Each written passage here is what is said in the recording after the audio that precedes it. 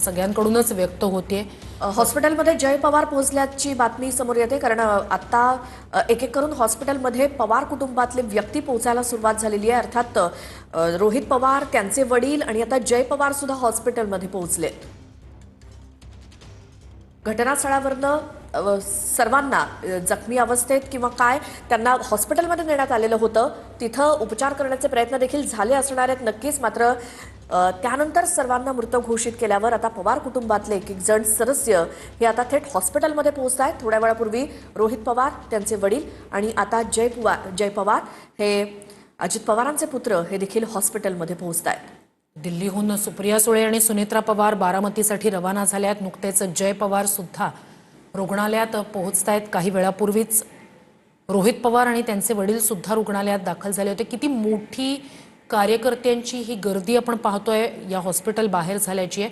बारामतीचा संपूर्ण परिसर आज अत्यंत शोकाकुल वातावरणात असेल, कारण बारामतीचा हा सगळा भाग म्हणजे जणू त्यांच्यासाठी एक कुटुंबच होतं।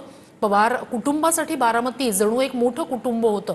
त्यामुळेच म्हणूनच ज्या ठिकाणी हे विमान कोसळलं, तातडीनं त्या ठिकाणी स्फोट झाल्यानंतर आपल्याला मदतीला जाता आलं नाही, अशी भावना त्या ठिकाणच्या स्थानिकांनी व्यक्त केली। एक प्रकारची हतबलता त्या स्थानिकांच्या बोलण्यातनं आपल्यापर्यंत पोहोचलेली होती।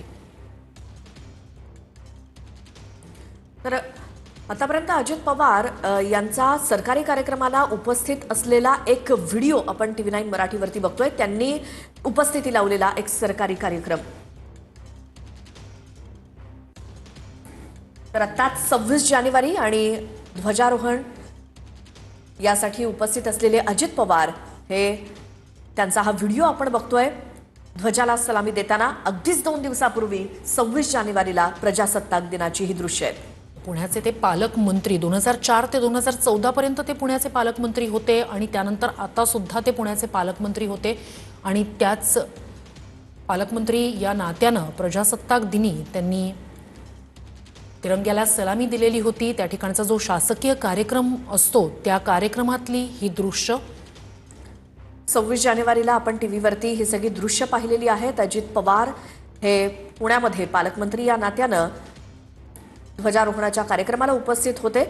ध्वजाला सलामी देत असताना आणि ध्वज फडकावताना पुण्यामधली ही दृश्य। अजित पवार उपस्थित असलेला शासकीय कार्यक्रम हा अजित पवार यांच्या आयुष्यातला शेवटचा म्हणावा लागेल।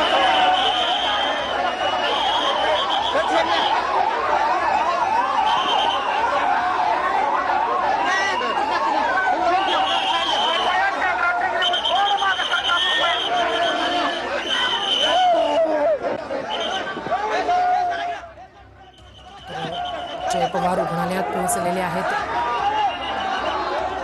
त्यांच्यासोबत त्यांची पत्नी आहेत। हे सगळंच कुटुंब आता रुग्णालयात एक एक करत दाखल होत आहे।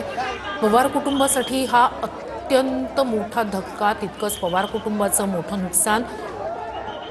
शरद पवारांनीच अजित पवारांना राजकारणात आणलं। शरद पवारांसोबतच अजित पवारांचं राजकारण काही काळ सुरू राहिलं आणि मग अजित पवारांनी एक स्वतःची स्वतंत्र ओळख निर्माण केलेली होती। पवार कुटुंबाचा एक प्रकारे अजित पवार हा आधारवड होते। शरद पवार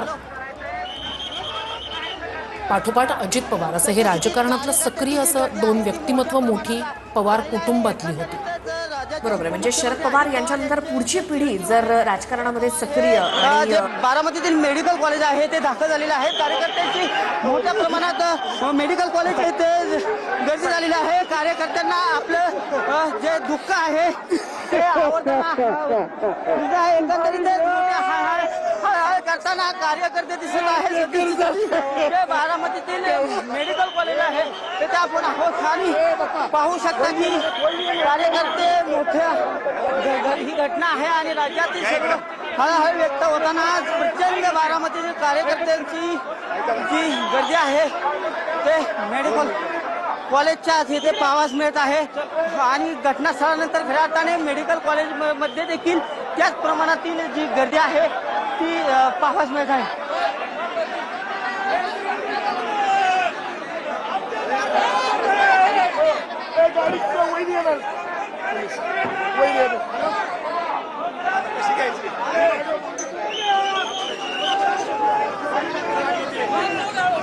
हॅलो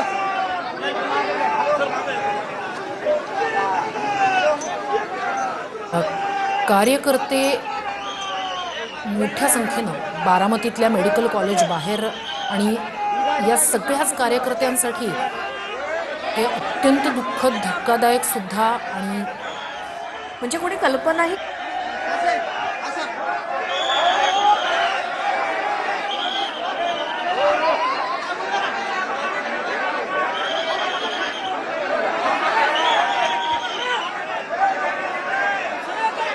पुढे जायचं आपण ऑल मीडिया इकडे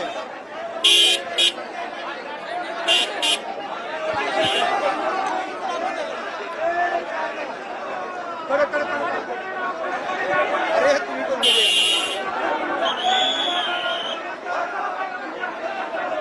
सकाळी 9:15 वाजता खऱ्या अर्थाने बारामतीतील विमानतळ आहे ते जी घटना घडली त्यानंतर त्या घटनेनंतर संपूर्ण राज्यात हळहळ व्यक्त करत आहे उपमुख्यमंत्री अजित पवार यांच्यासह 5 जणांचा यामध्ये मृत्यू झालेला आहे। साहजिकच बारामतीतील जे विमानतळ आहे विमानतळानंतर खऱ्या अर्थाने जे मृतदेह बारामतीतील मेडिकल कॉलेज येथे आणण्यात आलेला आहे, परंतु मोठ्या प्रमाणात जे कार्यकर्ते आहेत अगदी हळहळ व्यक्त करताना दिसत आहेत, रडताना दिसत आहेत।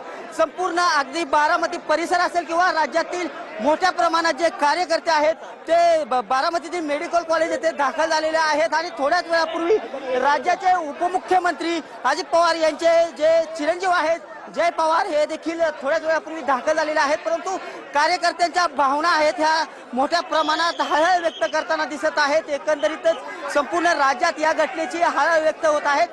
खऱ्या अर्थाने उपमुख्यमंत्री अजित पवार यांच्या आज बारामतीमध्ये सभा होणार होत्या आणि सकाळी 9:15 वाजता घटना घडलेली आहे आणि ही घटना बारामतीतील जे विमानतळ आहे विमानतळ शेजारी गोजूबाई जी गावपट्टी आहे या ठिकाणी घडलेली आहे आणि खरंच झाल्यानंतर खऱ्या अर्थाने विमानाने पेट घेतला आणि यामध्ये उपमुख्यमंत्री अजित पवार यांच्यासह 5 जणांचा मृत्यू झालेला आहे आणि साहजिकच बारामतीतील जे घटनास्थळ आहे आणि सध्या जे मेडिकल कॉलेज आहे ते मेडिकल कॉलेजच्या ठिकाणी मृतदेह आणण्यात आलेला आहे, परंतु जे नागरिक आहेत कार्यकर्ते आहेत संपूर्ण राज्यभरातून गर्दी येथे झालेली आहे आणि कार्यकर्ते मोठा टाहो फोडताना दिसत आहेत, दुःख व्यक्त करताना दिसत आहेत। कार्यकर्त्यांना भावना आवरता येणार आणि मोठ्या प्रमाणात कार्यकर्त्यांचा जी कार्यकर्ते आहेत ते वाढत चाललेले आहेत आणि आपण पाहू शकता की जे कार्यकर्त्यांच्या भावना आहेत त्या आलेल्या आहेत आणि साहजिकच जी हळहळ व्यक्त होत आहे।